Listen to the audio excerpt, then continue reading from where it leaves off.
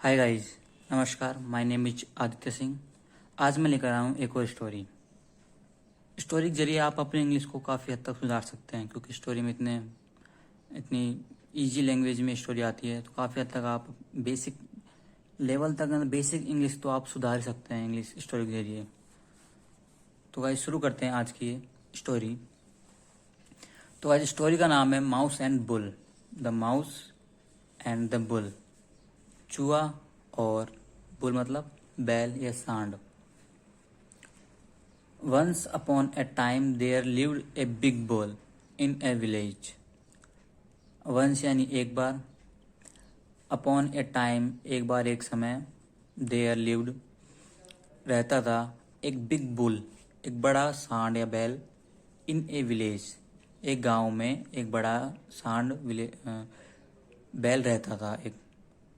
The village was seated near A lake.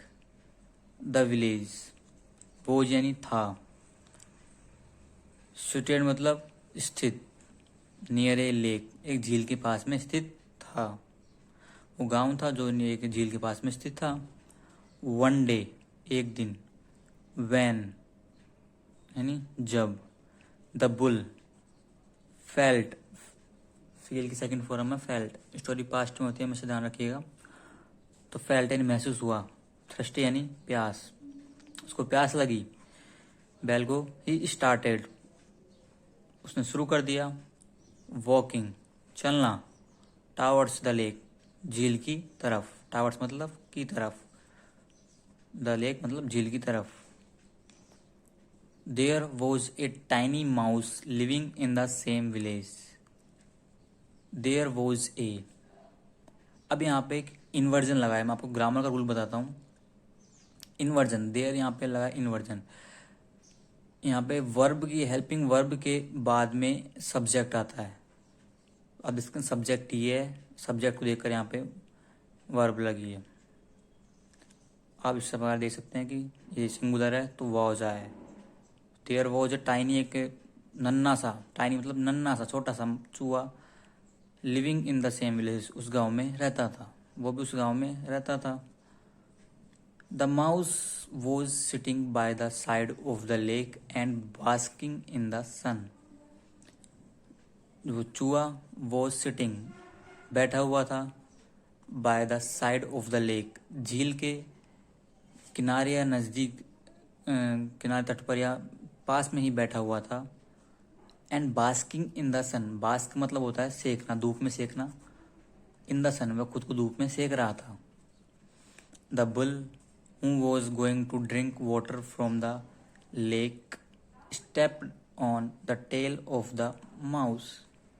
The bull बैल, who यानी जो, was going जा रहा था, to drink water पानी पीने के लिए, to drink water from the lake झील से, stepped on यानी पैर रखना, stepped on यानी कदम रखना, पैर रखना, on the tail यानी पूंछ पर, टेल मतलब पूंछ, ऑफ द माउस चूहे की पूंछ पर पैर रख दिया। द बुल जो पानी पीने के लिए झील की तरफ जा रहा था, उसने कदम रख दिया, पैर रख दिया, चूहे की पूंछ पर उसने पैर रख दिया। द माउस स्क्विट इन पेन, स्क्विट मतलब होता है चीखा, चिल्लाना। येल, इसको इंग्लिश में आप येल बोल सकते हैं, YELL। शाउट बोल सकते हैं, शाउट या स्क्रीम। तो वह चिल्लाया जोर से दर्द में। He looked at his tail, अब चूहे ने अपनी लुक देखा, एट हिज टेल अपनी तरफ देखा। लुक के बाद हमेशा एट प्रपोजिशन आता है, ध्यान रखिएगा, एट हमेशा लुक एट की तरफ आएगा। अपनी पूंछ की तरफ देखा। It was completely crashed, it was completely वह पूरी तरह से कुचल दी गई थी, कुचल गई थी। The foolish bull has crushed my tail, अब चूहा बोलता है कि दिस फुलिश, कि मूर्ख बुल ने, bull has crushed, has crushed present perfect tense लगाया, हैज क्रश्ड यानी कुचल दिया, माई टेल मेरी पूंछ को कुचल दिया है, इस मूर्ख इसने बैल ने मेरी पूंछ को कुचल दिया है। I will bite this bull to death, I will ये शॉर्ट फॉर्म है आई विल की, आई आई विल बाइट यानी काटना, दिस बुल को, मैं अब इस बुल को काटूंगा, इस सांड को काटूंगा, बैल को काटूंगा, टू डेथ मरने तक, to death. The mouse said to himself, mouse ने खुद से कहा, the mouse said to himself, खुद से कहा।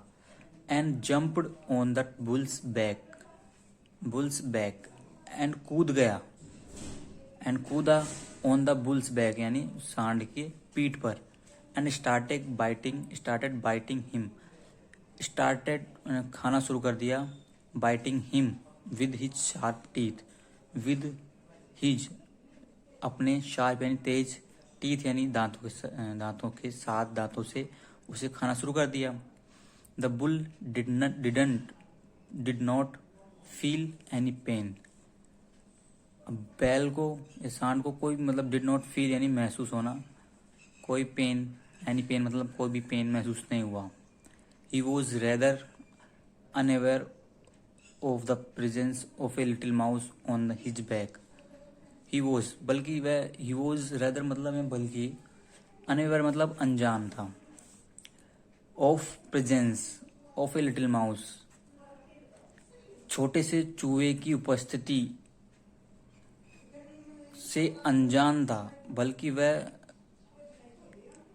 जो बैल था, जो उसकी पीठ पर चूहा चढ़ा था, वह उससे अनजान था कि मेरी पीठ पर चूहा भी चढ़ा है। तो ही वॉज रेदर अनवेयर बल्कि वह अनजान था, उसकी उपस्थिति ऑफ लिटिल माउस चूहे की ऑन दिस बैक, उसकी पीठ पर, उसे पता भी नहीं था कि उसकी पीठ पर चूहा बैठा है।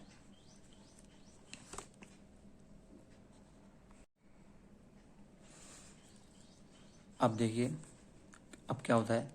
After some time the mouse was tired of biting the bull, after यानी के बाद, सम टाइम कुछ समय बाद, द माउस चूहा वॉज टायर्ड थक गया, ऑफ प्रपोजिशन है, इसके बाद वर्ब आती है तो आईएनजी फॉर्म लेके आती है, काटते हुए, द बुल को थक गया वह, अब माउस थक चुका था उसको काटते काटते हुए। सीइंग नो रिएक्शन, सीइंग मतलब देखकर, देखते हुए या देखकर, नो रिएक्शन कोई भी प्रतिक्रिया नहीं हो रही है, कोई भी सांड के ऊपर कोई प्रतिक्रिया नहीं हो रही है, वह देखकर।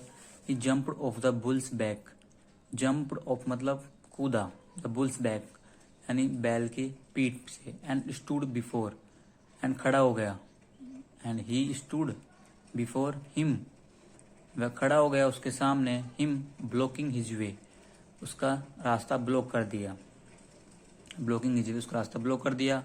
The bull looked at the mouse and asked, the bull, अब देखो सांड ने देखा, चूहे की तरफ देखा, एंड आस्क्ड उससे पूछा, व्हाई डू यू ब्लॉक माई वे, तुम मेरा रास्ता क्यों ब्लॉक करते हो, रोकते हो, ब्लॉक मीन्स रोकना है, स्टॉप करना, तो व्हाई डू यू ब्लॉक माई वे, तुमने मेरा रास्ता क्यों रोका। Get out of my path, मेरे रास्ते से हट जाओ, इसको आप इस तरह से बोल सकते हैं, गेट आउट ऑफ माई वे या मूव आउट ऑफ माई वे, मेरे रास्ते से हट जाओ, आप इसको डेली यूज ले सकते हैं कि get out of my way. Otherwise you will be crossed, otherwise you will be crossed नहीं तो तुम कुचल दिए जाओगे, यहाँ पे ऐसे वर्ड लगा, you will be crush, will be के बाद थर्ड फॉर्म लगी है तो क्रश कुचल दिए जाओगे। You have already done it, अब चूहा कहता है कि you have already done it, ये तुमने पहले कर चुका है, ये तुमने पहले कुचल दिया है मेरे को, अब ऐसे चूहा कह रहा है you have already done it, तुमने पहले ही कर दिया है। It sad the mouse angrily, चूहे ने गुस्से से कहा, एंग्रीली मतलब गुस्से से, सैड ने कहा चूहे ने। He showed his tail to the bull, अब चूहे ने दिखाई हिज टेल अपनी पूंछ, टू द बुल सांड को, एंड सैड उससे कहा, I bit you all over your back, मैंने काट दिया, यू तुम्हें, ऑल ओवर यानी सारा जो कम्प्लीटली, योर बैक तुम्हारी पूरी पीठ को मैंने तुम्हें काट दिया, मतलब काटा है मैंने, कुचल दिया है मैंने, कुचल दिया, कुचलना होता है, चूहे कुचलते हैं, कुचल दिया है, काट दिया है। Didn't you feel any pain, क्या तुम्हें कोई दर्द महसूस नहीं हुआ, डिडंट यू फील यानी महसूस होना, एनी पेन क्या तुम्हें कोई दर्द महसूस नहीं हुआ। The bull was surprise to listen to this, the bull मतलब सांड बैल, वो सरप्राइज मतलब आश्चर्यचकित था। टू लिसन यानी सुनकर, टू दिस ये है, ये सब सुनकर वह आश्चर्यचकित था।